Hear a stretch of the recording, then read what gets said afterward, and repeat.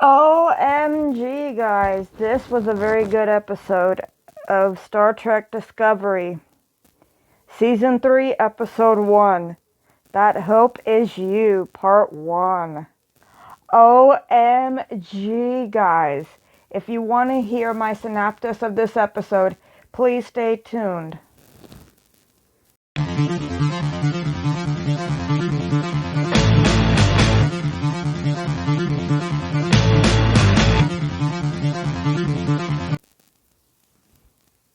OMG, guys. As you know, I'm recording on my new Bauer Lavelle microphone, so let me know how the quality is compared to my other videos. And let's get into it. As we see in the last episode of Season 2 of Discovery, Burnham takes the Red Angel suit and goes into the future, 930 years into the future with Discovery, to take the AI data to get it away from Section 31 control. So, as we see, that my spoiler-free thoughts and review, that this was a really jam-packed episode with a lot of commentary. We find out what happened with the Federation. We find out what happened. And in Season 2, we got that parallel where we're trying to figure it out, you know? But now in Season 3, we get our answers. And let's hope. I was excited to see a shit ton of Andorians. A shit ton, dude. Star Trek Online, if you're watching my video, put them on. I've been asking you on Twitch at AndorianLegend to ask you when, and you brush me off like it's nothing. If you're all Star Trek Online fans, please leave in the comment down below what system you play on. And thank you. I play on the Xbox One. But let me tell you, dude, it was amazing episode. Like the synaptics, like the way that Burnham comes out as a character comes out really good in a way where you see everything happening in one shot. And I'm like, are you serious? It's coming all together of what's going on. Like the storyline, everything was really damn good. And it's like how the character interactions are damn good. It's like, what can you get? See, she's arriving 930 years into the future, and Burnham is navigating a galaxy she no longer recognizes while searching for the rest of the USS Discovery crew. That's the synaptics of the episode. But what I'm thinking is that what's going to happen in this episode? Like the next part. We don't know until Thursday.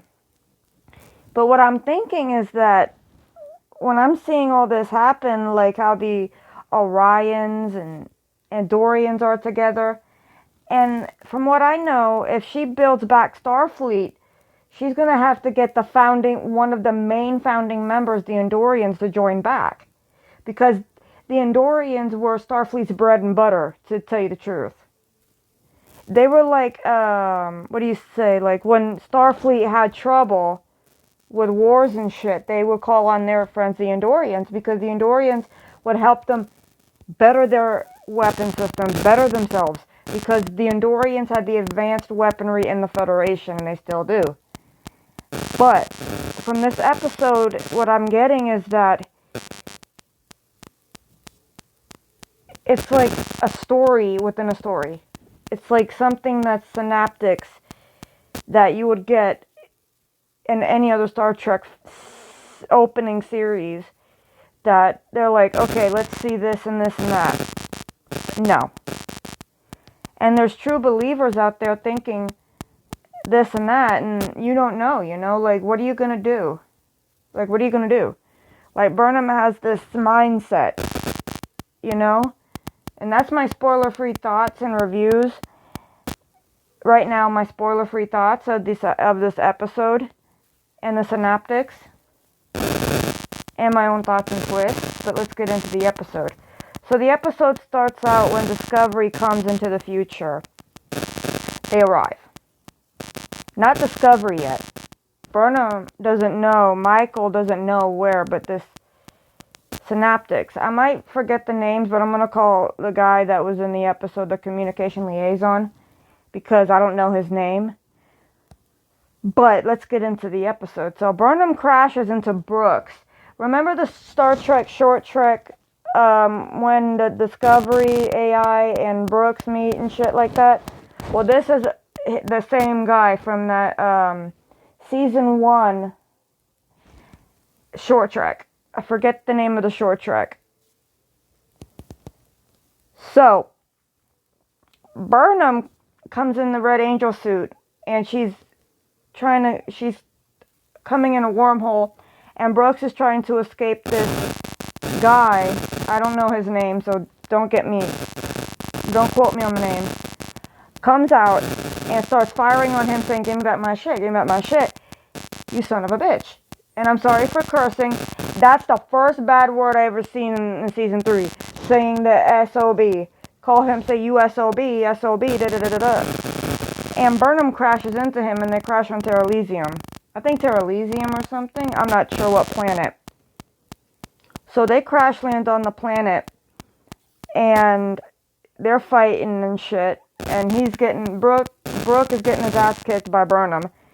And then they decide to say, okay, let's go and do something and find out what's going on. So, what happened is that they're walking into this compound. And the compound is like a little major city.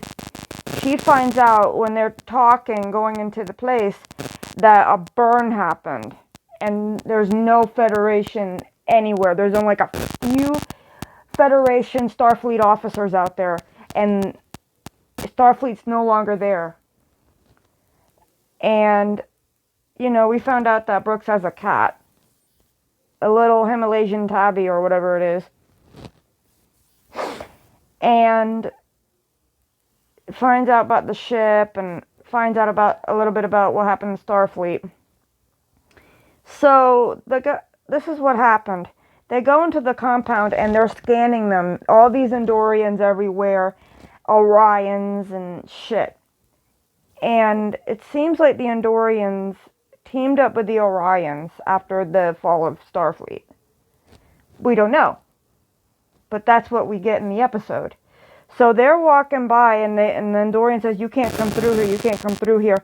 And Brooks convinces the main Andorian to go. And he takes Burnham and he leads her down a path where she gets caught in this beam or whatever it is. And this Orion and Andorian start questioning her.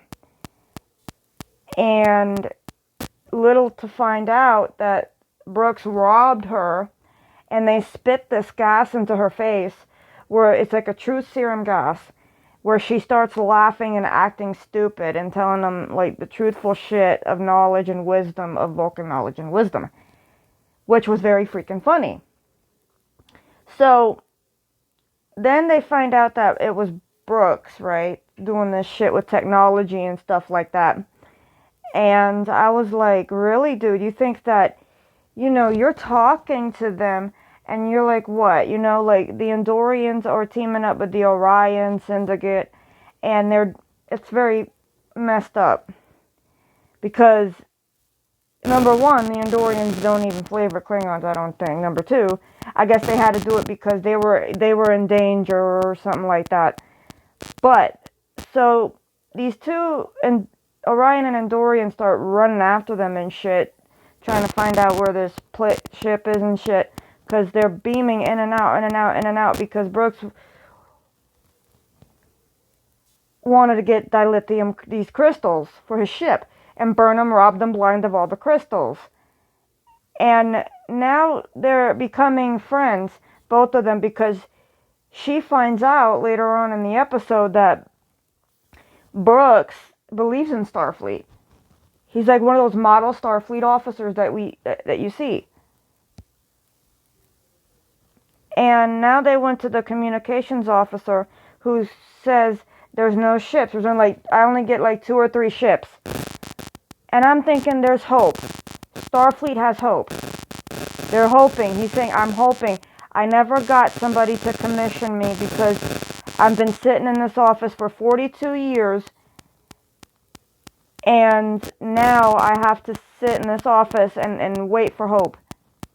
And now he finds out that Michael Burnham is that hope to bring Starfleet back to prestigiousness, back to its prestige. And he tells her, saying, would you like to hang this flag? I need a commissioned officer. And Burnham's like, no, you're a commissioned officer better than the rest. And she tells him, saying, I would like you to be my liaison communications officer of this to help me find my ship. And he says, thank you so much.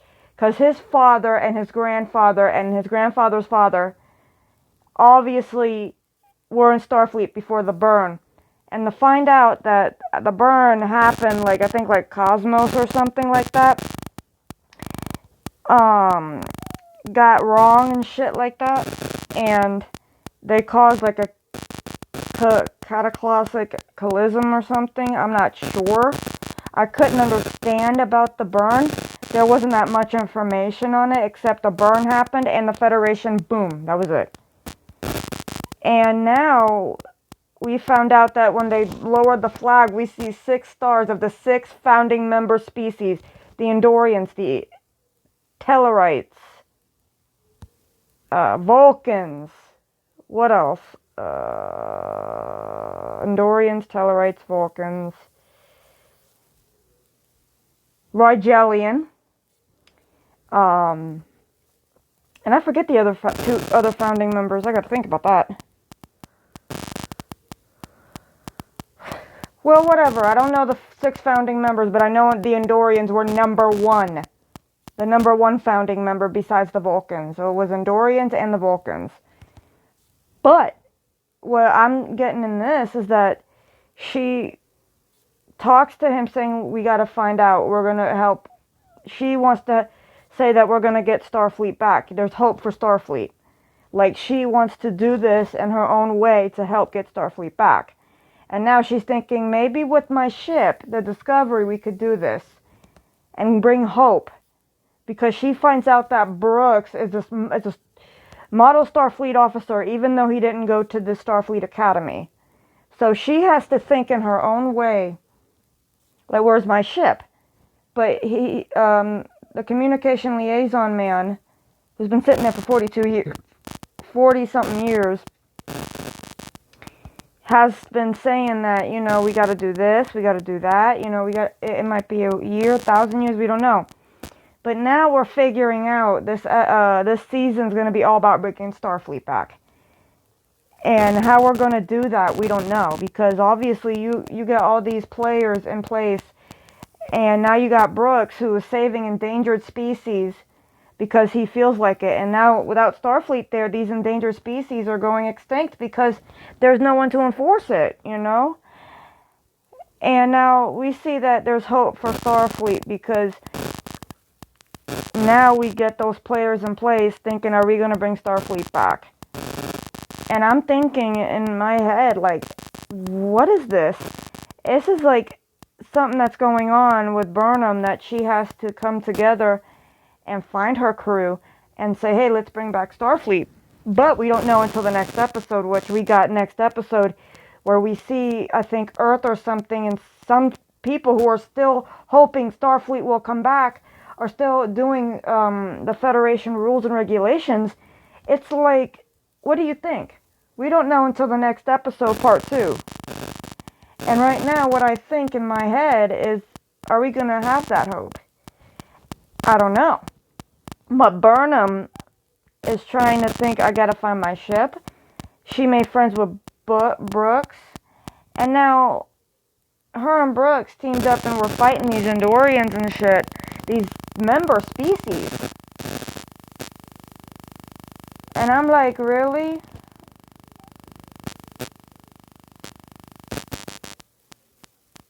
Sorry guys, I got a fucking phone call. So, what are we going to see in this episode? Are we going to see where they come back? Or, I don't know, but this was like the season opener, and I have to say, I give it a 10 out of 10. That was damn good. And I know I didn't do reviews on season 1 or season 2, but I thought maybe I'll do season 3 because obviously I want to get into reviews and you guys are asking me for reviews. And if you like the audio quality right now on this video, please let me know. And I'm sorry, I got a phone call, that's why the audio must have broke up, but let me know how the audio quality is with this new mic. And I appreciate y'all coming. Please rate, comment, share, and subscribe. And let me know if you've seen the season 3 of Discovery. And let me know what you think on the episode. Well, thank you for watching. And I'll see you for the next review. I'll see you in the next video. And I'll do my review Thursday of Star Trek Discovery on part 2. Have a nice day, guys. Please subscribe if you're new. And hit the notification bell so you will not miss a new video.